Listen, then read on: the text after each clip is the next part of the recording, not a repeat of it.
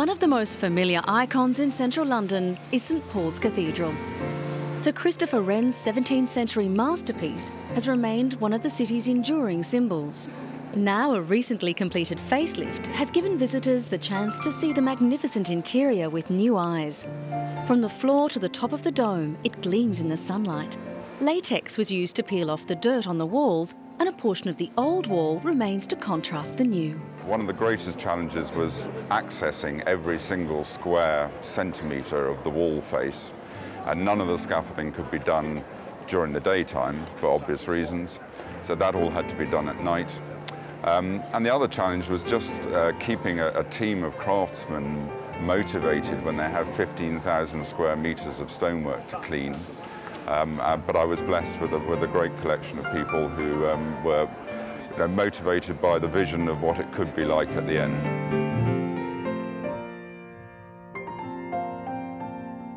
The paintings of the life of St Paul in the Whispering Gallery can now be clearly seen and once again form part of the glowing interior.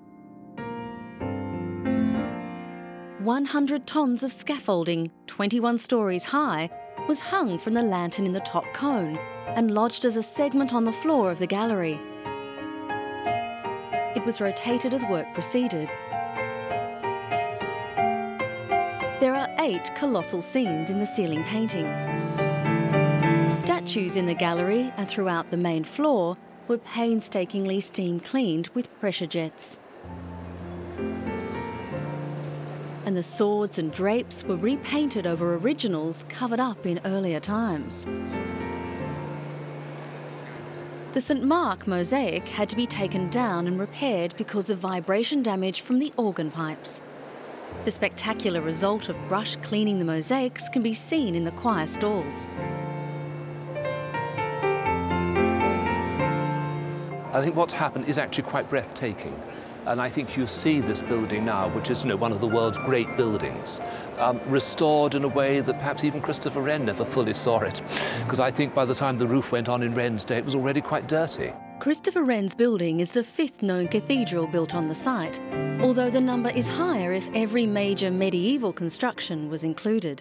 The work was paid for with a £10 million private donation from the Fleming banking family. The cleaning of the exterior had already been completed before the interior clean was started. St Paul's 108-metre-high dome was inspired by St Peter's Basilica in Rome. To balance the interior and exterior perspectives, there are actually 3 domes cushioned into each. The clock tower is on the west end of the cathedral. Besides its beauty, the building is one of the great Christian centres. Dozens of representations of Christ are on permanent display, but occasionally there are also temporary exhibitions. On show are 4 unusual representations of Christ by the Russian artist Sergei Chepik. Sergei's work contrasts the grandeur of much of the work in the cathedral. The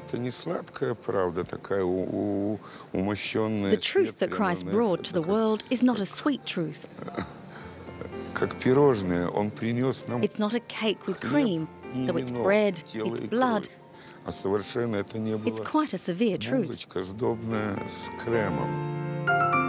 Some feel these paintings do have their place among the nearby tombs of the noble and great who also reside in St Paul's. So many presentations of Christ down the centuries have portrayed him as a Greek god, or they've wrapped him in what I would call shrouds of Renaissance piety.